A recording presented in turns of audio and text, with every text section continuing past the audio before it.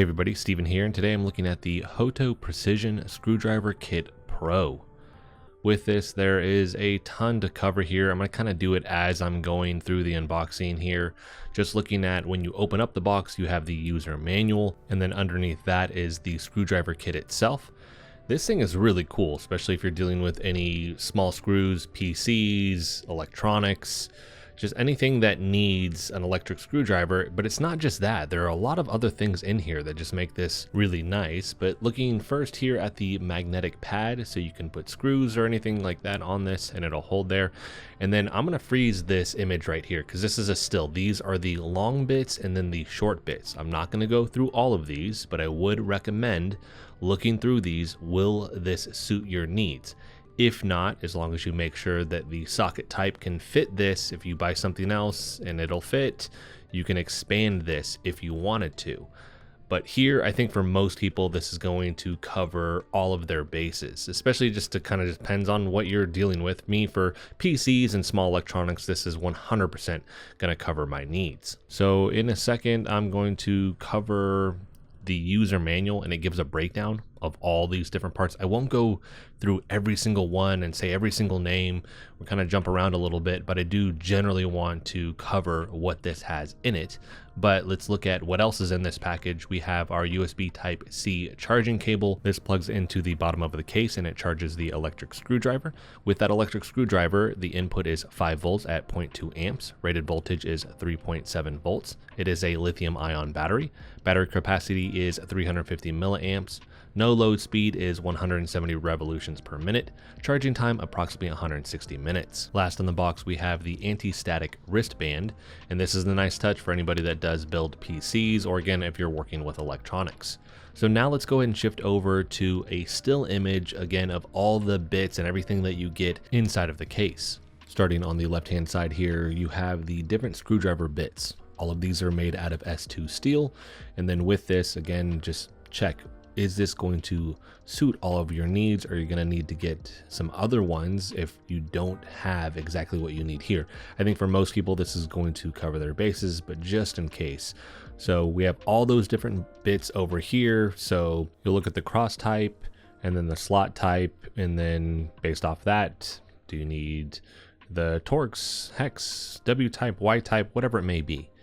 Then on the right hand side, these are all the other accessories that you get here. And this is what I want to cover in more depth. So we have the metal spudger here, pointed spudger, hook spudger, flexibility pry tool, angled tweezers, blunt tweezers, suction cup, plastic spudger, opening pick, magnetic pad, wrist strap, charging cable, and then that one for the charging cable, it's the 500 millimeter and it's Type-C like I mentioned earlier. With this, a lot of cool extras that you get. I have another HOTO tool. It's just the electric screwdriver, and that one's great. And I have the other bits that I could use there that I could use between both of these, by the way. But with this one coming with all the extras, it is something that I can utilize it with more electronics, especially when I'm looking at something. I'm going to look at a controller here in a little bit, but something that needs to be pried open. I have the tools now in this kit to do that, which is great. So for me, the big draw was I get to utilize this with my PC, but also for any other electronics that do need, again, to be pried open. So now I'm just going to look at the actual device. I do want to note a couple things. So you have the two different modes here. So you have 1 and 2. These are just the differences in torque here. It uses like a magnetic connection at the bottom to charge in the case. And then you have just your different directions there. And then on top of this, it has the light. I like the light because if you are in an area where it is hard to see, it's just built into that. So it is going to be easy to see if you're kind of deep inside of your PC case or something like that. So this is where I'm trying to look at the magnetic connection where this will charge here. Hard for my camera to kind of focus in on it, but it is down there at the bottom. And then on the other side there, you would have the USB Type-C input. So now I'm just going to roll through some of the things that we just covered in the manual here. So we have the opening pick. I'm going to look at the metal spudger after this. So this one I do use with the controller. It was just easier to actually pry everything open is what I found. The paint does kind of scrape off a little bit though. Do keep that in mind. Next we have the pointed spudger and the hook spudger. This thing is pretty sharp. So with that, I mean, you're going to be mindful of how you're using it because I could easily see either of these, this is the point right here. If you miss and you accidentally hit yourself, I mean, you're gonna draw blood for sure. I believe this is the flexible pry tool here, so a piece of metal on this that you could use to help pry something up that isn't like the plastic one, it just has a little bit more give to it. After that, we have the angled tweezers and then the blunt tweezers. I like this because a lot of times I'm working on something, if there's something I can't quite get to, having tweezers with that is very, very nice. Otherwise I have to go get the other ones that we have in the downstairs bathroom. This is just easy to do. This again right here though, very sharp with the angled tweezers, so just be very careful around these. After that, you have the plastic suction cup, and that it even has like a little hook on it, so if you need to hook anything to that. Then we have our plastic spudgers here. You have 3 of these. I like that just in case over time I'm assuming they're going to kind of get messed up. And then here we're just looking at all the different bits. In the bottom right hand corner, you can see that you can magnetize the bits. I do like this. This is especially when we're dealing with something that's, I mean, the screw is very small and we're in a tight space. If it falls, you can easily just grab that if you need to. So I do like that touch. And now I'm just looking at throwing in one of the bits and using this. So it does hold in there very tight. We have the forward and reverse button, and then you see that the light comes on.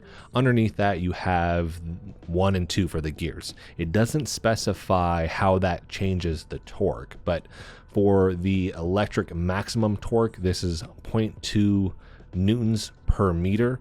Manual maximum torque is 3 newtons per meter. So in certain instances you may need to manually adjust whatever screw or the bit may be in order to get it going, and then you can actually use it for the electrical portion. Just keep that in mind.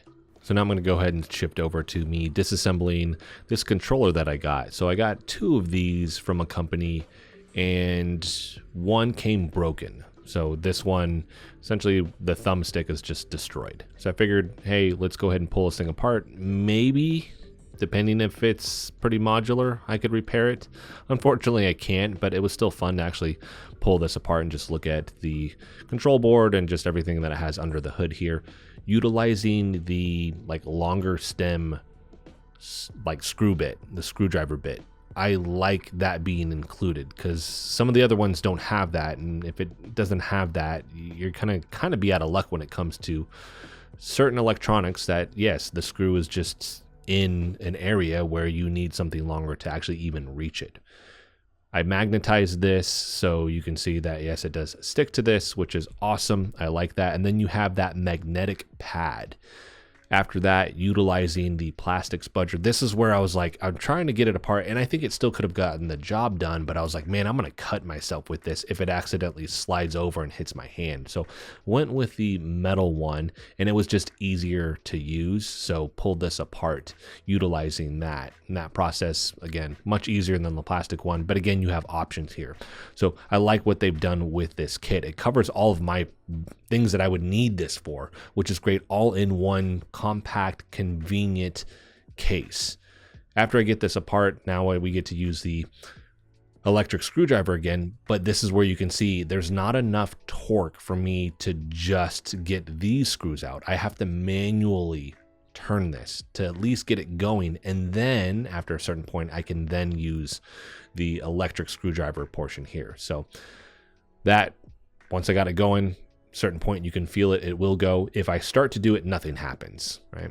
So it'll just sit there and you can hold down the button as long as you want. Nothing's actually going to move. You just need to get it going. After that, utilizing the tweezers just to pull some of these parts out just to see, hey, how does this feel when trying to do that? Certain ones I end up using my hand here because it's just not quite enough force in order to fully pull this out, but moving around wires and things like that, it was great for that. Or if I needed to get some small bit out, I could utilize it with that as well. Then after this, I actually ended up needing to take some more screws out that I didn't initially notice, and I could actually then pull the whole board out, which is great. I ended up using the angled pliers here also because there was a screw in there that actually kind of got trapped, so I could use that to pull that little piece out.